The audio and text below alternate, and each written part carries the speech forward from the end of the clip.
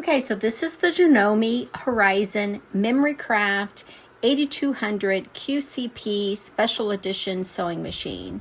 And what I want to show you today is this panel area. We're going to go over all the buttons and what they mean and how to use these buttons on your Janome 8200. Let's take a look. This is actually the stylus that comes with this Janome sewing machine. And if you look in the very top of your machine, you will see, you will see that it has mode 1, mode 2, mode 3, 4, 5, and 6. So it has these different modes. And it also has a little chart over here that shows you a straight stitch needle plate. And these are the specific stitches, there are 8 of them, that you can do using your straight stitch needle plate. I currently have the zigzag plate on my machine, so we'll have access to all these stitches. But if for some reason you had the straight stitch needle plate on your machine, you can only stitch these stitches. Okay, so we have mode 1, mode 2, mode 3, 4, 5, and 6. And you'll see there are all these decorative stitches. Your buttonhole stitches are over here, 23 through 33, 32. Your decorative stitches, and you even have alpha and numeric characters that you can select. So when it says 0, 1 here in your mode,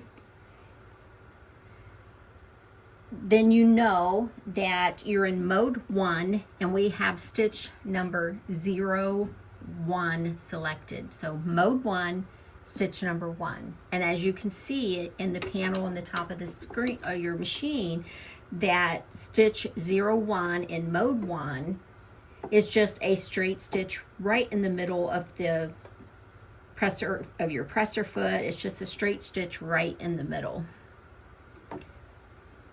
Okay, the next thing that we will notice on here is you will see it says A, and you see the presser foot. It's telling me what presser foot that we need to use for this stitch. And over here in the right hand corner, this little icon means I have my foot control plugged in. Now remember, you can operate the 8200 with your foot control, or you can do it using the start-stop button on the machine. You set your speed, stitch speed to whatever you want, and use your start-stop button if you're not using your foot control. But I have my foot control, as you can see, it is plugged in. We're using a straight stitch, but this 4.5 is telling you the stitch width.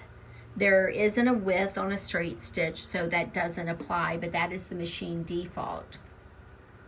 And this is using a stitch length of 2.6 that it's set to right now. By default, I must have pressed that. It goes to 2.4. When you power on the 8200, it will default to all the settings that you see here in this LCD screen. So again, if we power off the sewing machine, you'll see the lights go off on the screen. We power it back on, and it will default to mode 1, stitch 1, presser foot A, and of course it's indicating that I have my presser foot plugged in. If I didn't, you wouldn't see this icon here. It would not be there. A picture of the stitch that I have selected, the stitch width and the stitch length. So let's get into what some of these other buttons mean. I told you that this was mode 1, is indicated in this little file folder here, and stitch 1. So mode 1, how do we change that? We change that simply by pressing the mode button here. And you can see that this changed to mode 2, and it defaults to the first stitch in each mode. So if I press it again, it's going to go to mode 3. And again, stitch 1, mode 3. And this is an example of what that stitch is. So mode 3, stitch 1 is the letter 1. If I go to mode 4, it's an A. If I go to mode 5, it's a different A, different alphabet character. Mode 6 is numeric for mode 6. Design 1 is a 1. And then I just press it again to go back to mode 1.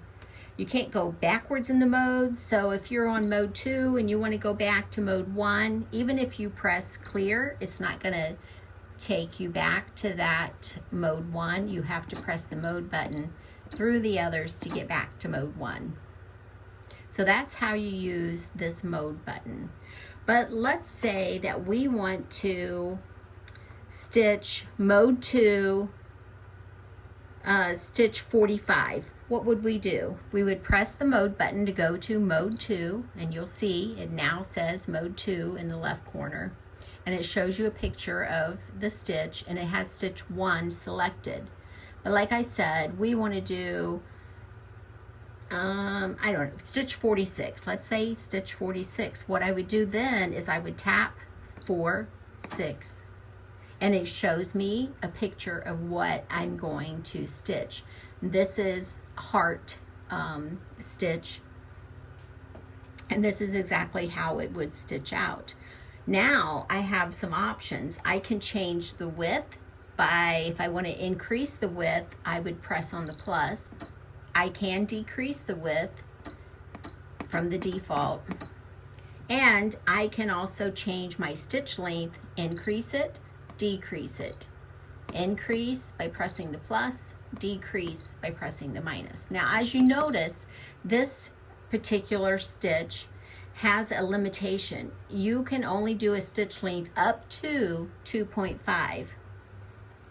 Likewise, you can only do a stitch width up to 9 for this particular stitch. Oh, 86 is cute. I want to do 86. It is this, I don't know, Jeep, minivan. It's this vehicle. And again, I simply change my stitch width and length by pressing the plus and minus for the width and plus and minus for the stitch length. And if I press clear, remember it is going to take it back to mode 2 because that's the mode that I'm in, and it's going to go back to mode, or to stitch 1 when I press clear. If I want to go back to mode 1, I just press the mode button and it will take me back to mode 1, stitch 1. There is an auto thread cutting key.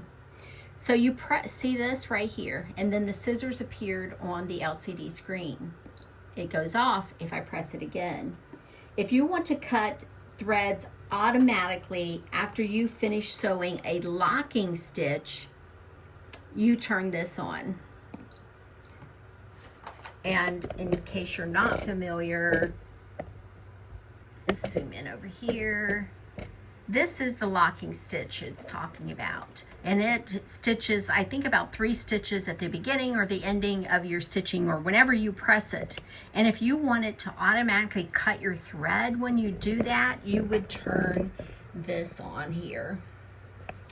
And I'm going to turn it off because that's not how I use my machine normally. We've already talked about the stitch width and length, that we can change it for mode 1, stitch 1. Any of the stitches that allow you to change the stitch, you can change the width by tapping on the plus. You can use the stylus that came with your machine, or you can use your finger.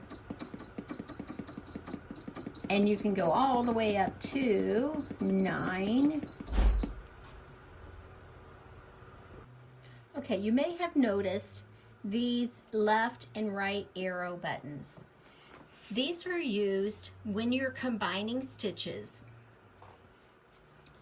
To check your pattern combination, you use these arrows to move from one section to the next when you're combining patterns. I'm not going to do that right now, but these buttons the cursor key is what they're called, left and right, is used to check or edit a pattern combination. Okay, these are the number keys here, 1 through 0. All the patterns have a 2-digit number, and you simply press the 2 digits to select that pattern. If I wanted pattern 49 from mode 1, I would just press 49.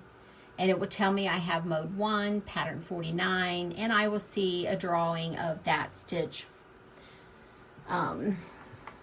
This stitch may have a name, but it's kind of these diamond shape with a line through it. Okay, number keys, clear key. If, like, you've seen me use that, but you press clear to clear any selections that you've made. And it will go back to, like I said, when you press clear, it goes back to stitch 1 of whatever mode that you're in. It doesn't just clear what you've entered. It takes you completely out of, say I have stitch 56 selected in mode 2, and I press clear, you'll see up here, pay attention to what happens. It took me back to stitch 1 in mode 2. So clear clears you out of any stitch or editing that you're doing and takes you back to file number 1, design number 1, in whatever mode you're in.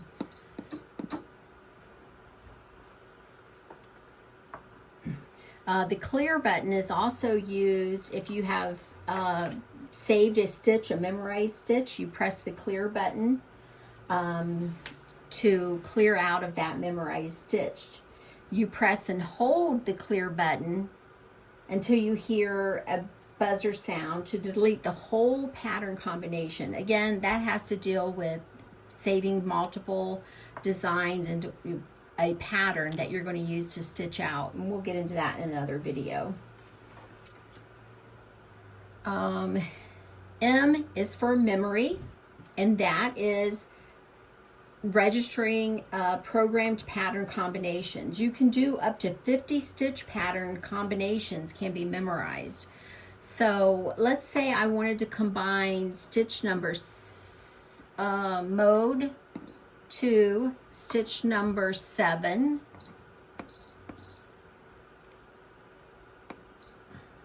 stitch number 7, very good, with stitch number, I don't know, 34. So you use this to store that stitch combination, and I remember I can use my left and right cursor keys to see what my stitches are. One, it's going to stitch out, this stitch. The second one, and you can see exactly what stitch combinations I have. But we're going to clear out of that. Let's talk about this button right here. This button is called the elongation key. You press this key to elongate satin stitch patterns. I'm going to pull up my manual here. On page 67, it talks about elongation, satin stitches, and elongation ratios. So let's go to mode 1, and I'll demonstrate that. Mode 1, and we're going to select pattern 70. And then I can press this elongation key to select a different elongation ratio, which will change it from, well, let's just do that. Elongation 1, 2, 3, 4, 5. If you look on page 67 of the manual, let's see if I can pull this over here, you'll see it talks about the elongation ratio, and it used pattern number 70 as an example. Select pattern number 70 in mode 1, press the elongation key to the desired elongation ratio. And then the elongation ratio is indicated in multiples of the original pattern length. So elongation L1 is 1 times this elongation ratio L2 is going to be twice. Can you see that L2, I'm sorry, can you see that L2 is twice the length of L1? L2 is combined 2 of these to make L2. And L3, what do you think that does? Yep, it elongates it so that it's equivalent to all 3 of these combined into 1. So you can see a correlation here in the elongation. The stitch length and width can also be changed as you normally would by pressing these buttons. Okay, that's enough on that. We'll talk more about that in another video. So let's get back to, I'm on page 9, by the way, in the instruction book for the Janome 8200 Memory Craft. Okay, so we did the elongation key. There's also a mirror key, a mirror button. You press this key to sew a mirrored image of the selected pattern.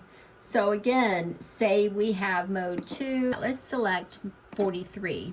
And if I select mirrored, it's going to flip that image so it is a mirrored, and you can see it's indicated right there, right here, that it's now a mirrored image of the original that I selected. So 86 is this car that I showed you earlier. If I select mirrored, it is going to, the design stitches out like this and with the car over here. If I do mirrored, it's going to stitch out like this with the car to the left. So that is a handy little button to use when you need to flip or rotate your, when you want a mirrored image of whatever design. Okay. There is a start over key. You press this key to sew a pattern combination from the beginning. Say you were sewing a pattern combination and you got to the end and it stopped in the middle. Well, when you raise your presser foot and you start sewing again, it's going to pick up where it left off. Maybe you don't want it to pick up where you left off. You want it to start at the beginning. So you press this button to get your stitches to start over at the beginning instead of continuing on to stitch. So this is the start over button. Okay, we also have twin needles. If you're using twin needles in your sewing machine, you would select, let's get out of this mode because you can't use a twin needle with that. If we select our twin needle, and again, it's going to show up on our LCD screen here, indicating that we have twin needle selected. Anytime you're sewing with a twin needle, you press this button and you simply press this button to turn that off.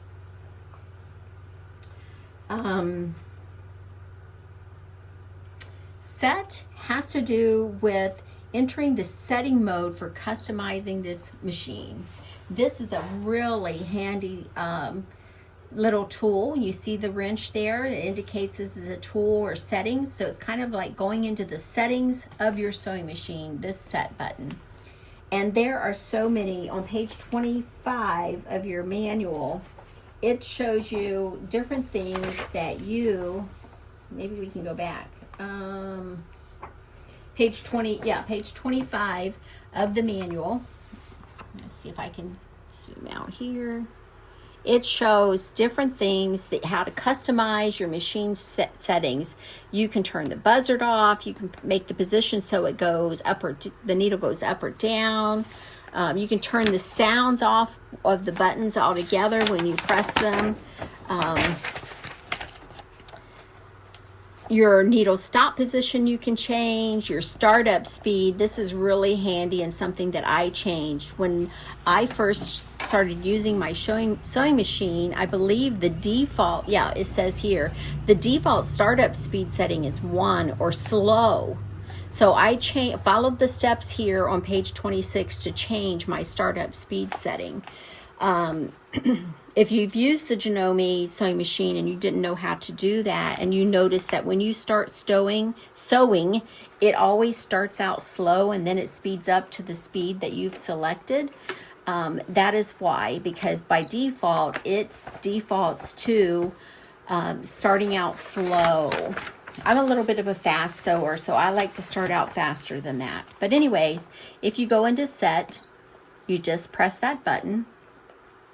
It'll tell you buzz on off. You can customize this to your preference. Press the set key and the LCD screen will show the setting mode. Press the mode key to select the desired setting. In this mode, you can set the following machine functions: buzzer sound setting, needle stop position setting, the startup speed setting that I just talked to you about, resetting all to default, and the key position calibration. And to exit, you press the set key. So you just press the set key to get out of that. So let's take a little closer look. We're going to press the set key, and you can see it's buzz on or off. It's set to buzz is on. To go to off, I'm going to use the right cursor key. Now the off is flashing. That is the selection. That is the mode that we have selected. So buzz off is selected, but I don't want buzz off. I want it to be on. So I'm going to press mode to go on to the next one. Position up or down. When you stop sewing, do you want your machine to stop sewing with the needle in the up or the down position? I currently have mine set down. When I stop sewing, it leaves the needle in the down position so I can rotate my fabric or what have you. If I wanted it in the up position, I could just select by pressing the cursors, left cursor to go to up. Up is flashing, so now I have needle stop position setting up. I'm going to press the mode again. And now the speed, you can start out slow, medium, or fast. I like it, medium is comfortable to me. So you can change that again by using the cursor buttons. 3 is fast, 2 is medium, 1 is slow. I like medium, so I'm going to leave it on 2. And I know I have 2 selected because that is what is flashing. Press mode. And this is resetting all to the default. If I wanted to reset all the settings to the default settings, I would select this. And you press, but I don't want to do that. So we simply press the set key to exit the mode without making change to that. So again, these are your settings. It says set, there's a wrench here. You could think of it as your settings. What is your settings? You know, tools, things that you can edit. So the buzzer on off, position up or down for your needle position when you stop sewing. Do you want your needle to stop up or down? And the speed of starting sewing. Do you want to start out slow, medium, or fast? And again, you can clear and reset everything to the manufacturer settings. I don't want to do that, so I'm just going to press set to go out of those settings. You will notice at the bottom there are these 4 buttons. These are your direct pattern selection keys. These are 4 stitches that you'll find that you use a lot. I do find that I use them a lot, and it's really nice to be able to just press a button and go to that stitch no matter what I'm doing. So the first one is pattern stitch 1. It is a straight stitch. The second one moves your needle position to the left. It is also a straight stitch. If you're using your straight stitch needle plate, this would show up on your screen here with an S beside it, saying that it was your straight stitch needle plate. And then you have your zigzag stitch, it's in the middle zigzag stitch, which is stitch number 11. You can see on the screen that it's telling me mode 1, stitch 11 when I press that. So let me zoom out a little bit. So when I pressed this, it showed me mode 1, stitch 11. This is a 1/4 inch stitch. It is going to move my needle to the right position. Not the furthest right position, but to the right position. This is mode 1, stitch 6. So I could go in and manually type in 06 and it would take me to that stitch. But just pressing this button will automatically take me to that stitch, which is the 1/4 inch stitch in the right position. Yeah, I think that's everything on this screen. Again, this is the LED screen up here, LCD screen up here, and it displays whatever you're pressing down here. It's going to display up here so you can get a better visual picture of exactly what's going on with your sewing machine. Right now, my sewing machine is set up in mode 1. I know that because of this little 1 in the left-hand side of the LCD screen. And I have stitch 56 selected, and it's telling me I should use presser foot F.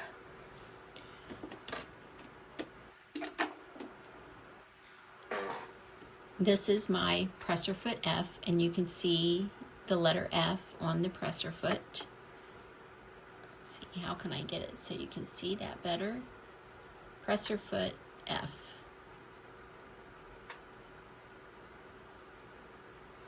Okay, anyway, and it says that I have my pedal connected to the machine, and this is a look at what the stitch looks like.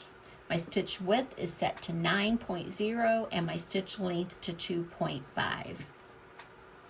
And again, we talked about mode, how to switch the modes, how to select the stitch by pressing the different buttons. We talked about the thread cutter for the locking stitch, the stitch width, increase, decrease, stitch length, increase, decrease. Our cursors, keys that's used to check or edit pattern combinations. We also used it when we were in the settings menu to go from to select the different options.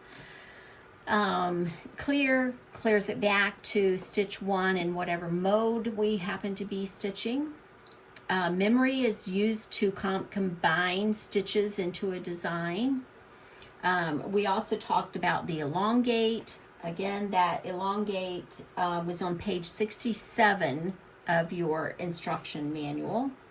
We talked about mirroring an image. This is pretty handy when you're doing decorative stitches and you need the design to be mirrored.